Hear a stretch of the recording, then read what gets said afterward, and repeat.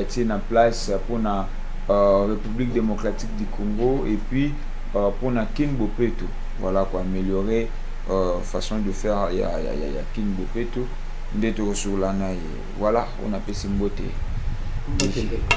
C'est moi pour Mbayo, on a plateau Nabiso. Merci, c'est un peu pour le moment. Très bien, ben de Roba Olandayo, Misuba Romitu na minute ya Zalina Nyauti Wapi. On a fait ça quelques minutes.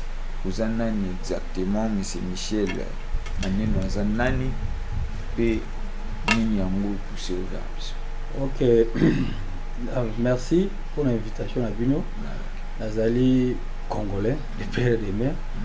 Et puis, n'a pas mis n'importe quoi surtout en Angleterre. Mais attends, dans le pays mingi. Alors, Nazali père de famille, Nazali marié. Alors, il y a que mes amis les lors. Ils allaient pour na kotalisa pour na okaki chef de l'État qui en Angleterre si je ne me trompe pas.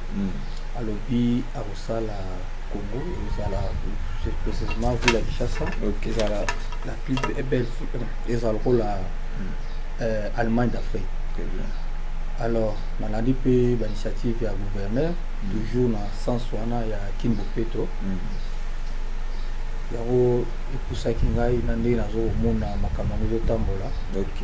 Na ko baxela bango un plus soki ba kolinga attaque congolais. Soki ba kolinga. Ouais, parce que mboka biso za makambo bile. Ouais. Merci beaucoup à mes fidèles téléspectateurs. Là, j'espère que vous avez compris quelques détails à inviter dans Bisso. Il y a Tonga Lelo, il y a Midi à Lelo en fait, autour sur la neige. Vous avez promis qu'au paradoxe, vous retrouvez la RTV et chaque jour, tout ça, on a pour nous servir nos actualités, pour l'information. Depuis tout ça, on a une émission, vous en avez droit, vous allez édifier, vous en avez droit, vous allez informer. On a lancé un message dans le numéro, monsieur Babenga qui biso bana pour ça, ça va produire na bango, bana pour ça, tiens, logo na bango na émission na biso, n'hésitez pas de nous contacter. Bobenga biso, tout suite c'est bino, vraiment bien. Ndeko Michel, voilà. Nous avons en entrée du jeu, nous avons bien la présentation, nous avons des trous de banda. Tu veux t'en aller sur l'homme qui est à Congo par rapport à Nengo Uti Libanda, Nengo Kuti Liango. Tout pour célébrer 61e année. Il y a indépendance après indépendance. C'est en tant que moi en Congo de père et de mère. Nino Rotala, Tangotala à Congo, Rotala, Nakiyo Moko Lelo, en tant que Congolais, au milieu de la Nina, est-ce que Congo qui est les bosso, tous les zombies. En tant que Congolais. En tout cas, le Kuta Mabe, Nandego tout le monde a bamboka bapaya, même pas Europe mais à l'Afrique, Congo est en Sima. Congo est en Sima. Pour un nini, tu as volonté d'alité. Alors, toujours critiquer trop, toujours le battre trop, toujours dénoncer trop. Il y a au moins la télématique n'a pas de faut la solution. Volonté on n'est pas condito na ba citoyen ba volonté à partager. Volonté à partager. Voilà na mboko yebi. Population za na sensibiliser, population za frustré makasi et puis ba konziper ba o bazo kamba biso ba idées zo za la un peu limitées. Alors, pour dénoncer oui, c'est bon, mais il faut trouver la solution. Il y a un moment où on a 60 ans, les lots, Congolais ont besoin de faire. Il y a 60 ans, les lots, Congolais vivent dans la saleté, ils ont eu un bon pâté. Mais ceux volontaires, ils allaient, toi aussi, ça m'a un peu du temps. Mais les lots ont été au Congo. Ni nous yo moni ozana pour ça basala et puis pour s'alimenter. Oyo tala ki ay loko fa ki basala mo boyer. Il y a peut-être basala mo autrement, il y a mo peut être résultat mo négatif au Congolais respectant mo. Problème ezali bato mingi bazo ko kamba biso belé tam so baza pe na ba expérience té à cause de la volonté na ye mais étant expérience zo manqué il y a une population qui se retrouver dans la gestion penza ya né président ba dit Congolais faut dans centre de gestion ya Kambunaye. OK. Donc eloko penza munene yango wana Congolais se retrouver té. Alors eloko to ça ce que pour Congolais se retrouver il faut to yana ba idée. Oh logo batbazo sala ki to ko tan entrée du jeu idée ni nous apporte vendre libanda trop ni nous même rozala ba Congolais va bénéficier nango ou rozala pour l'intérêt la population peut que suma ba komisa eloko na nango d'abord tout ça ba domaine belé maneno trading company eza compagnie mo menene tout ça na na immobilier toza impôt sport toza pe na nde touti kotia sikoyo oyo eloko toni tomeka pe expérience nango eza assainissement natangi epuis nasali mosala ngo na poto naza expérience nango makasi oyo naye koapporte lelo gouvernement yeba ezali ke tozomona lelo ville province ya Kinshasa ezokombama na bakombo ya ndako eza révoltant epuis bato ata bazokombola bazotutaka bango makasi bakartone wana epuis susi encore grave bazozwa susu poussière oyo bazokombola yango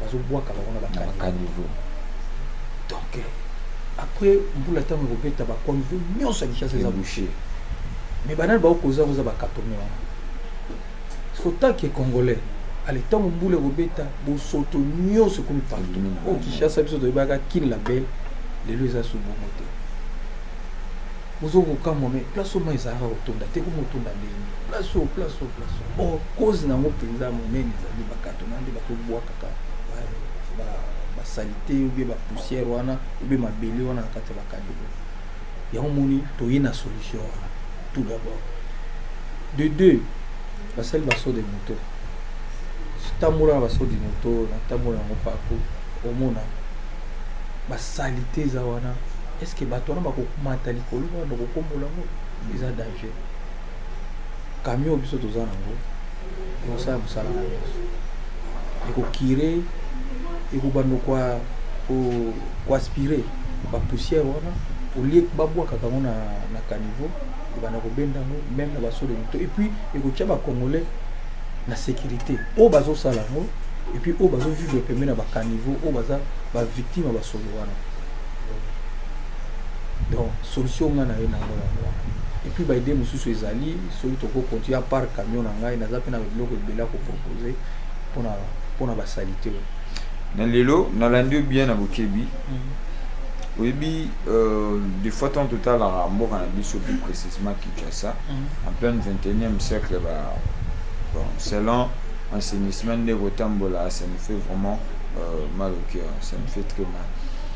Mais Rolanda yo, est-ce que idée wana mutuka wana ezala suffisant pour une ville mobimba tout ezana uniquement pour un site moko boye to pour un point moko boye to pour un district moko boye pour presque ville à Kinshasa mobimba il faut qu'on se le dise et ça presque salité et ça presque na état moko ya malamu te maintenant ce que tant une idée wana ezala na car pour na point moko boye ne ba bénéficier na to ezala pour na Kinshasa.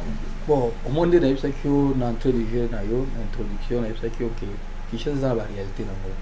Soki naza je mbongo wana na kosa ngaka mususu sombi lambalanga na sombi ndaku na sombi nyoso.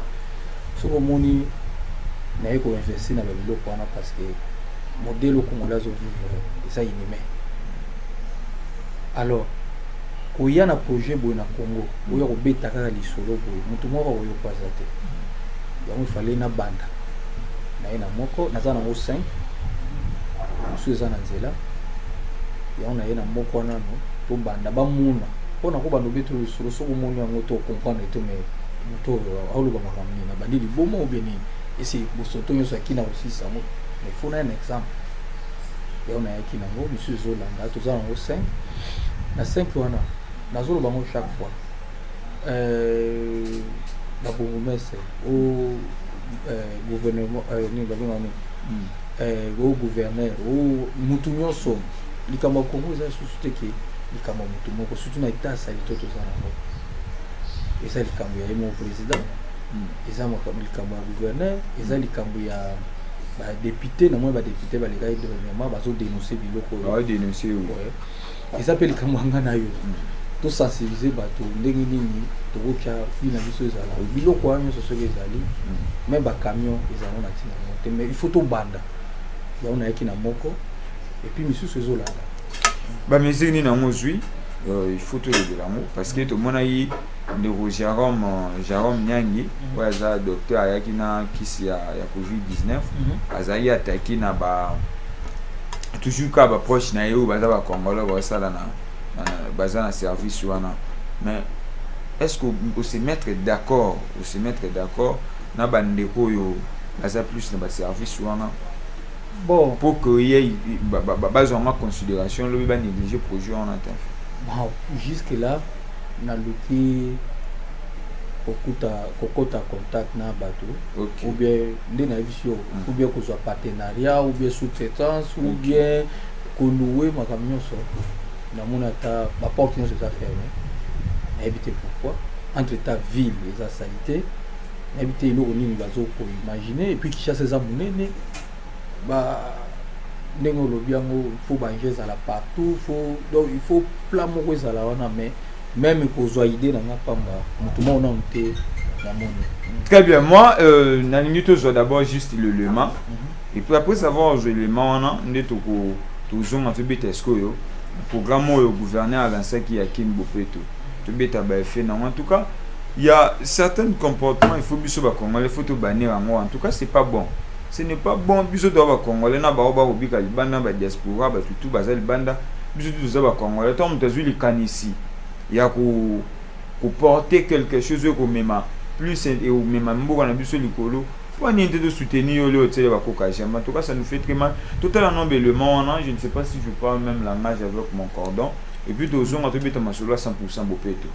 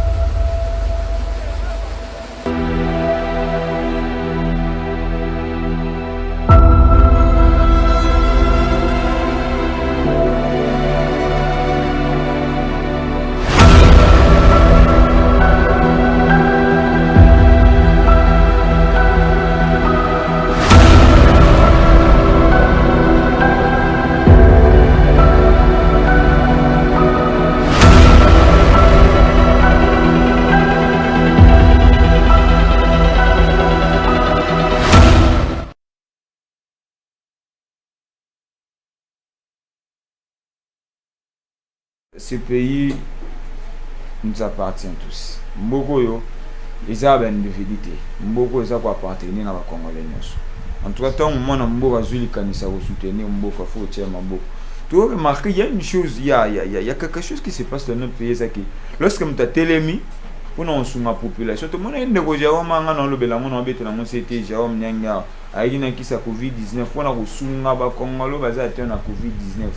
Tout le monde équipe et riposte au Mouyembe, babandi au combattre na bango et jusqu'à ce que le dossier naie disparaître, balongo lié na quatre services. Ça nous fait très mal.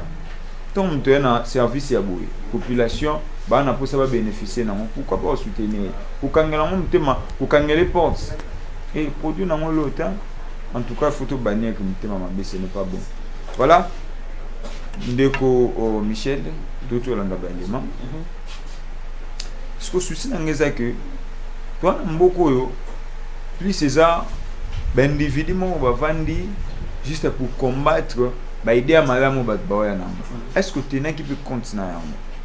Oui, natenai compte dango yango pesa vite à sujet tango na bandugo so na ba master tana sumba camion yo na projet boye parce que nazo mona ba vidéo zo la ki ça bazo vivre na salité bazo teka na salité ni tout ça.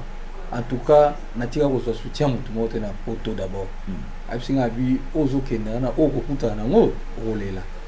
Pourquoi président Sali appelle azo senga kuna ba diaspora ko so soutien ya osunga mboka mais ya des individus ouais na boy sanga ki o na kozonga te mata on peut na commissaire place on a kuta na ngo na kena na place mususu bazo baka to benga yo tika numéro webika système on des alala na kena place moko ko choka ngai ndeko ma bazo bisanga lobby yo za colonie nana recommander yo azui ba dossier na ngai ya compagnie ba makamyo surtout webika ti lelo atika ko benga ngate même tout ça là même ko solo même ata na terrasse ou bien ata wapi ki ayoka ngata ko yoka atika ko sala note donc ngai naza Mswahili na mushi na bali muluba siko lelo soki na Congo il faut kaka mutu ou bien nazaka na circuit moko boy donc pour na congolais apema il faut bâtiment wa circuit oui siko ezala ngo bien mais il faut quoi nde eloko benza nazo regretter na mboka na biso yango wana ezo décourager bato belé monsieur wolo okondima mote bato toza libanda toza na ba idée ya kitoko oyo ke na peso exemple ka moko hein on a profité ko biso ninyo au monde Israël le comme grande puissance allez-y tango bango so bimaka ba pays d'arabe wana nyonso bataka ba grande puissance Israël azalika moke mais tango ba ko sala état na bango eloko ali boso tango mona ke Israël akoma lelo na puissance abengaka diaspora na bango batanga partout lobbying na bango nyonso na bazonga na Israël ta lelo Israël ndeza mais abiso en tout cas ngana opère d'espoir te na yebisa batona nyonso na bi non il faut espérer ouais il faut là et puis président tozana d'abord ana souci wana aza pe mutu ya diaspora ayebi pe ye moko pa ko sa biloko nyonso te mais il faut abenda batune batoyi qui va soutenir ba idée nyonso diaspora zo ya nango même koyoka babi ke gouvernement oyo eza lelo ya bawario eza proche à population mais biso population biso yo siko tant yo za likambo bazo même pas ko approcher yo siko bon bazo servir banani c'est ça les grands problèmes même beaucoup zo peut même pas au moins na poto hein de rôle eza na ba na émission mo babenga ngo bato bava na Londres ba yebi ngo Dragon Den eza ba grand homme d'affaires bango bazana na ba mbongo na bango population zo ya na idée na yo obinga wolo na osache na télévision boy bataille rentabilité na bango batali bénéfice na bango ba soutenir mbara moko bazawana et puis les kaka chaque jour bazo soutenir le peuple mais biso au monde ça ba fort non nyonso zoya et puis pour l'intérêt de la population au monde ka bakal au monde ba vendre des bananes tout ça soka za muto zaka ou bien gouverneur pour comment pas naie donc problème tant sou bango pe ba konzi baza pe informé na makambo zole fa. Très bien, merci beaucoup. En tout cas, ça nous fait très mal. C'est quelque chose où ils ont dérangé tellement de manabiso au tala. Mbora mnene le roi Congo en plein 21e siècle. Les lois qui mbou le betiawa surtout biman zela ezate pour nini bakaniva malonga ezate. Les lois qui mbou le beti qui na ba secteur mususu na ba commune mususu na ba milieu mususu. Ma côté na banda ko mais tout ça bazolo belangote. Tout le monde a mon konzambo azulu ka ba investisseur mais bana mboka ba imba investir tout moni et comme ba koka jam bazutela mo ba po de banane donc on ne sait pas mais nzembe rasi même tema là bon tout le bana no mambotele Kinshasa bopeto et mikoleleki gouverneur la ville à la saki projet nae kin bopeto où tout le monde déjà ndenge en service na batnango et même chose grave à l'égard de Bétan dans le but que Kinshasa et kin bopeto ils ont un budget exact au bataki et budget prévu pour la monter en tant que Congolais vous avez expert dans le domaine d'assainissement. Nous avons par rapport à l'analyse, nous avons ça par rapport à gouverneur en ligne à la salle prochaine. Omoni makama gouverneur baza autorité baza trop pour ngai selon ngai baza trop na jeu politique na ndenge na yebeli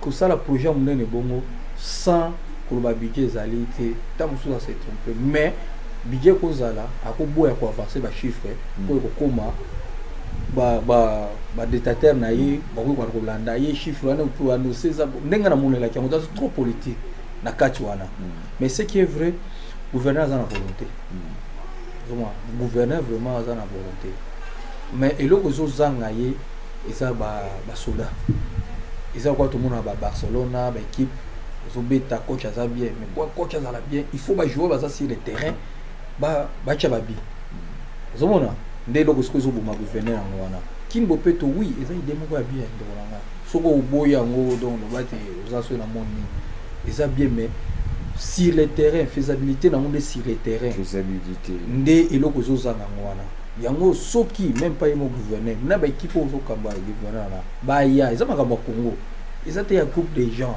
ba ya to vanda to solola pona zana ba idée belé na ko so na mino ndo pesa yo ngo wa eketi lobby to zana ta wana te zomona na ngi tout ça tout car on appelle ça assainissement wana un domaine parce que ça fait très mal hein ça fait très mal au tela mboka Congo puis to ki na kaka tous en ont particulièrement Kinshasa nan où ça image ya République Kinshasa capitale talana no était ça si comme ça ça na kati kina oyo sur Italie en plein 21e siècle talibo ça fait très mal ba musique nino yo proposer lelo ce qui parce que gouverneur azolanda yo ba musique nous proposer que ba meka un peu ko mekana proposition na yo résultat ni na européen ngai d'abord un eloko toucher nga makasi ko peut toucher nga makasi ça non d'abord banzela ba marché pirate ça na ba tout au long ya ba banzela na biso et puis à cause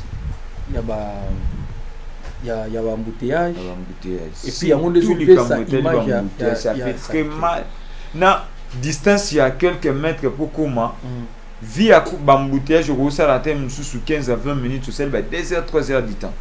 Pourquoi? Parce que solution est simple. Il y a une chose qui est pour ngai na mona makambo ile kana kiasa ezaka volonté mais ce qui za pour ngai unga na proposer na question na yo ezabo 1 babiloko wana mingi bazo ko teka libanda na ba prince iza pour na ba condition ya ko teka na kati ya ba wenze o bazana ngo ezana mabi tout d'abord 1 lumière ezate surtout mingi na ba poko mona ba vender nyonso ba binga balabala de 2 ezali ba potopoto na kati ya ba wenze wana omona yoza ne tulati kitoko boye po biso na Congo mingi za nzomo le soir il faut kota wenze uti cop na yo kota wenze omona sulia na ngai kitoko be keke na ngai na kota ba potopoto wana ba poussière wana non osuka na prince somona ba cause na ngo de 2 ezali pe ba toilette ba mama na ba oteka ba vanda journée mobimba ba papa ba nini kenuta eska ba saka toilette olela sko na ndenge ya maneno trading company to proposer ce que ça na cadre wana na question opposer ngai po bima yipso makambo ezebile 1 il faut couper ça na ba wenzo ezali po biso za kaka faut to sala il faut to ça mais auto za na ngona no tuzo bongisa tate donc na mona ere moko na kutumba bi na so suivre le monde du mien ba wenzo ngezo zo mona na to zuneti par exemple ya Kingasani yao pembe na commune ozu ya Petro Congo ozu ya Selembao natanga ka to wana otala bosoto yo iska ba obwaka ba salite iska ba mwa bazoteka burumese mo aza dépasser ay bata o mana wapi mais na idée na ngana mona oza na simple ezali o mwa ke o ba biso ba finato ba j'aime ki na sens ni soki ngai ba pesinga sous-traitance ou ba pesinga initiative moko ya ko cadrer ka biloko wana ezani na ko yana ba toilette portative na chaque wenzo ka na tangelo to chata 4 de ya basi de ya mibali chaque pourquoi toujours désinfecté pas comme condition comment le peut faire comment pour respirer bien de deux toujours banzungu oya ko boire ba poubelle to tient à chaque wenze d'abord ceux qui basili ici côté kawana yo mo d'abord na table na yo ozu salité na yo ba biloko nyonso ko boire kana yo ko biso to évacuer chaque wenze s'il vous plaît de troisième ezali ko cha pavement écoutez monsieur le côté ba unzango za na omiki moi tam so aveni mo bugana to cheka pavement moi béton moko boye ba maman ba che ba biloko na bango likolo to cheli bango lumière okomona ndeko na ngai journaliste ba salité wana ba embouteillage za peu na ba tout autour ba prince et aussi là ba kokota ba kozonga na kati na éviter ceux qui idée on a pesi ils avaient prévu na kini bopeto na éviter donc on a eu sur le Congo il y a salité à Congo ngana zone ngako kepena na kini bopeto te na ngando zo en général parce que ça les kambo ya mutu nyoso. Oui, c'est ce que même au gouverneur le bagi qui ça état d'esprit ça nini ils ont quoi to loba Tshisekedi akei mais azaki état d'esprit pour nini ba Tshisekedi bazana ba esprit ya bato que il faut to bundela pona Congo tant que tu as état d'esprit à moi vous comprenez état d'esprit à moi exactement à trop baraka gouverneur to betaka c'était gouverneur yo mécène o yo linga Congo yo pinda mona kini o bana kini association bana kini o bana kini tant yo lobby na landi pour journée bien na landi vraiment religieusement tant au lobby ça va messa wana ça va messa ça déjà d'abord portatif voilà le lobby moment la télé d'autres pas bateau ba ozo ba texte na pour ba wana ba kongola ba mbongo moto ko bonna ba peko siko so tozo la ndaka likamukaka ya ko boma ba copie yamka sozo e monde to se retrouver boy camion ezali bat bazana salité mais musale zo sala maté quand likama ko boma copie wana ya ona epsa kio likambo eza ya yo eza ya ngai ndeko nanga na otala télévision je mususu na mona wa vanti ba lo ba ke quelle est la plus belle et quelle est la plus sale ville du monde? La capitale, je crois, ou ville ou bien nini. La Bossani nini. On les a dit na question pour un champion. Au but que garçon a répondu à la bio Kinshasa. Pas à 8 points. Tel niveau. Parce qu'au moins on a yazo tabi. Comment c'est trop sale. Vous savez tout le temps d'esprit. Moi c'est quoi yo baka cop mais tout ça c'est quoi solution ngoni qu'est-ce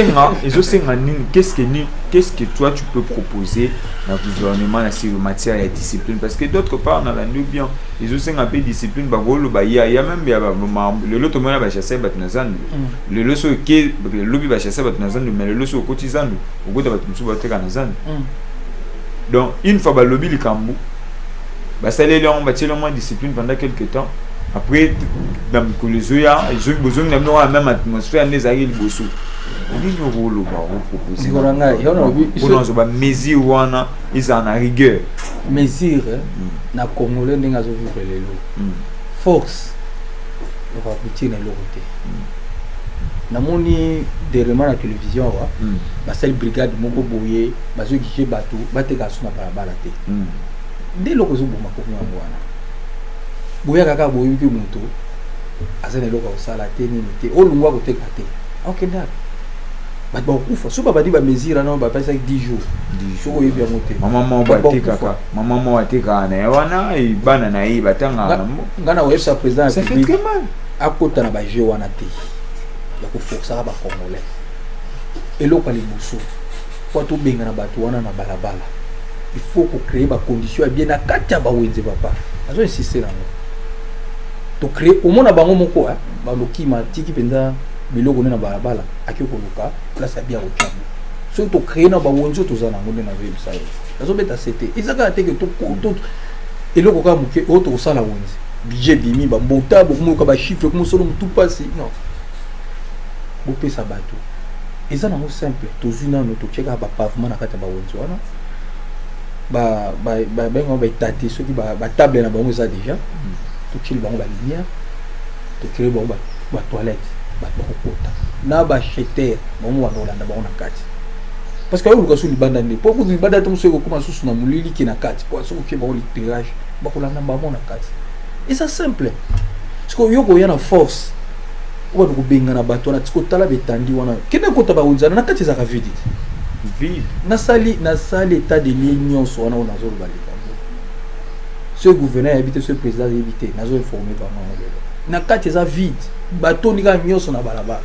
Pour ba condition bien za na kati. Parce que bino bolo ba 10 jours. Bo na chasser bango. Mais bato ba kufa. Au moins ba vanti et puis t'as l'attention ba bazana ngo. Ou on sous ba ko créer ba biloko na ba policier et comme droit de l'homme et comme hors solution ngo na opesa bino. Mais pour naza congolais, mutawolo ka nga ozalate. Ce que ça expatrié mo ka yina ba projet ba nini. Mbaye bala moko ba signature ba nini tout ça. Mais o nga na oloka mutawolo ka ozate mais tomba ba no kufa zéro mona no. Ni ba yo conscience. Et puis biloko ngo zo ko se créer mais pour nini?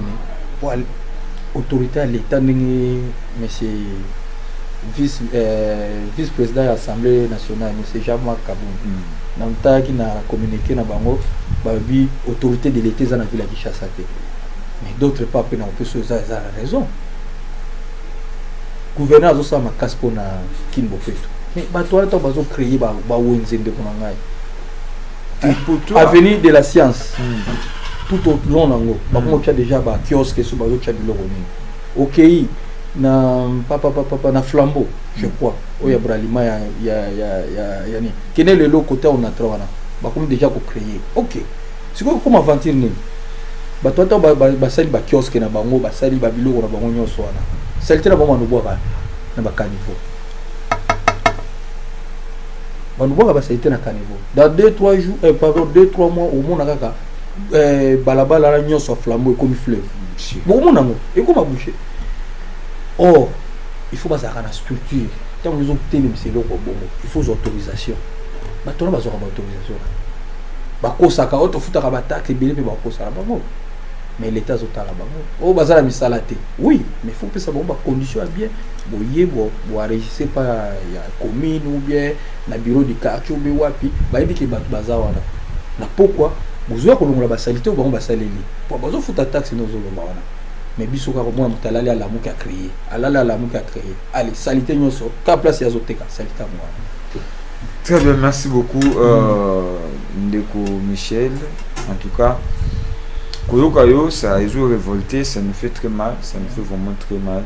Il nous reste que quelques minutes. Et nous le plus c'est Mané de trading. Ça fait combien de temps bandé de coexister? Mané de trading et Roumeli presque 15 ans. Dans un domaine sous ni tout ça mais oya assainissement de tobandiango la souffrance la salité et l'homme sous na bossa ngo yebiso pour vite on to comme asuka oya suka ezani au moins bazo na okaki awa IGF 70 millions et puis mi pona ko ni ko bongsa ba prince na Kina wa ba ni tout ça mais au fond il y a une salamité. Oui, pour un au fond, ils apparaissent nous sur Salamaki. Oui, il y a un prince, ceux qui gouvernent à Kolokanga, ceux qui président de la République à Kolokanga, il y a un prince, bien sûr, il y a un kake, il y a un nini, tout ça. Mais il y a un niveau d'abord, quand vous n'avez pas ça, vous faites. Si vous avez un prince, la salité ou la poussière, ils ont un prince, mais je le montre. Donc, poussière est vendue. Ils ont vendu. Pour tous les pays, ils ont la poussière mingi. Vous avez combo la tête, vous avez la tête, vous avez le côté. Après, c'est aussi pas mal. Tant que vous voulez vous exagérer, vous freiner, vous s'animer. Ma boule comme que c'est créé. Tant ma boule n'est pas créée, solution peut être en a allez prince et limon. Vous voyez les sous vous débloquez sur un million de sous. Tout ça sous ba presse donc ya mozo mona des années na opeso ba presse ba salé lelo so otali kamine te ba to sala Union européenne ba 5 à 6 ans na ère ya président Joseph Kabila ba sala qui par exemple bon marché mobimba ils a qui a flatté à se flatter pardon bon marché mobimba ba sala ko pe matongé ba ngaba sala so di ba kari ba yo sala presque buta mais lelo so otali ba presse wana pas na ils a sous-souté pour ami suivi ezate les deux sous on va lancer sous challenge. OK. Mais comment on a après 2 jours comme c'est le président. Oh Zaki boy, comment il dit? Est-ce que ça problème il y a manque de compétence, tout ça problème il y a volonté? Et ça qui on a vu Congo, tout ça problème à volonté. Et puis on a vu nini volontaire ils a biso peuple, ils a payé à la dirigeant. Donc au moni prince union son papa, battre la rango, ils a la moto. Tant yo a flatter ngo au tché biloko nyonso tché terrasse ça nini. Il faut ça na suivi pour respirer, pour vendre bien. Puisque ça quand nini, ba tché prince bas flatter ngo bien, ma camion so bien au CPLI. Mais après 3 mois 4 mois, tala ba pousser revendre le colo. Ce que ça na vendre le colo te bazo ko kombola aller. Ils ont un caniveau. Rien après 2 ans, 3 ans, rien se dit pas mis. Il y a un président volontaire na Fezala. Congo ils ont bisognon so. Solito ils ont bisognon so. Na peut bango ceux qui bazana bana, ceux qui ba mona kango so ba mona kango tenite. Yango ba fongola motema. Na ba émission mususu na yo le kanazo bango. To pesa na maboko, to pesa na ba idée, to pesa na ba solution. Likamba Congo ezala ngo likamba mokie ofungola mutema c'est tout oyo nyonso no komona ezala te mais soto zaka ke biso tozolia biso kaka ya biso mais musala mokie to bana zaka na ba fatiro wana congolais pa kufa ya ona zobeta sete na ba mama o bazala ba première dame bazala ba fondation ba message ba député o bakina kokunda bibembe bazo ko aider ba malade ya ba congolais ceux qui to combattre non ba maladie wana e ba bosoto wana to su kongola ozala na maladie o bazo koni na bonite ma maladie ezali mais mingi kongola zo kufa na salité mingi plupart des cas toza ba congolais to se voyer de faste kongola zo kufa na salité alors solution ya ngo wana na ena to fungola mitema naza makila na bino naza ndeko na bino et puis naza na souci ya ba congolais makasi. Nabi que circuit est fermé mais boyo katangai trouve solution à makambo. Très bien, merci beaucoup Ndeko Michel Mwandoule Maneno Azaki pour na biso c'est Mwayambayo. En tout cas Nancy nous avons passé de très bons moments. C'est Mwayambayo Nancy Mwayambayo prochainement mo bande ko msuba komba message à ma vie attend moi attend ngo. Exactement, merci. Nasi tout comme Nasuka. Habité dans peu ça 30 secondes. On peut ça relancer message. En tout cas moi personnellement j'étais un peu choqué. Na message na yo, relancer message na ba congolais, na ba kunzuba Olanda yo sikoyo. Bon message na nga remercier d'abord femme na ngai Lisi Senda. On a courage yo, aïpsa nga toujours. Et puis aza moko très très forte. Ça va toujours il faut toujours moi makamba Congo vraiment donc nous tout pas signé tout ça bambongo ezokende makambo ezokende habité kolema tata un jour ozomona okoyoka yo et puis eza pe pona yote eza pona bana na biso bana na so ba ke na classe batu na bango where are you from oyoka bien I'm from Congo donc le français on pose un peu français donc d'où pardon outa wapi omona outa wapi ou bien uzamuta wapi na sorte where are you from abi balo répondre toujours bazaka ba congolais on se reprendre donc ezali loko ngana tchana kata bana na ngai na bi mboka na bino yango wana parce que surtout zo tika kaka bana bazomuna biloko wana bazomuna ka Congo za ko affaire moko boye mais d'autres pas ba ça bon sous que Congo est un pays riche to contradiction wana pays riche mais on a battu na ba condition moko neti ana ki battu so ba vivre ko bazana na guerre mais a guerre mo estika osala mais ça alors est-ce qu'il faut tous avoir solution na problème na kana obeta seta wana to leli pe mingi mais na bi avec le président Fachi nga vraiment na zo ebisa yo ndiko na ngai bomba image yo un jour Congo kotelema avec président Tozana ye na ebika zana makabo belé azana batu belé azana confiance na ba musu bazoko ko chai bakal ba musu balingi ya resirte oyebika makambo mboka biso de tambola mais ce tout telemi belé tozo solution. Très bien, merci beaucoup monsieur Michel Mwandoule Maneno azali DG il y a compagnie à Maneno Trading compagnie voilà tu as vu ça en tout cas Nansi zambala libosote ou amba le sous entre jeudi vendredi to recevoir yo kotokota vraiment en profondeur il y a Oetali Maneno Trading compagnie to beta na solo c'est yango. Merci beaucoup Nabino Baibozuli Bakwa Kolanda Biso de partout vous nous avez suivi te pèse bino merci excellence moi pour mon cordon qui était à la régie finale merci na tout le monde merci pour retrouver Biso d'ici là pour un débat émission continue pour retrouver Biso pour un débat d'ici là toujours un sous photo animé une émission paradoxe débat auto recevoir bande ya kasna prophète Placide Massissé où on débattre sur un sujet. Il y a Kayan Antil, fils de serpent. Bonjour, on peut débattre sur vous allez encore nous retrouver. Toujours en Aranti. Ce qui est sur Zongité, tout le monde à tout à l'heure. Au revoir.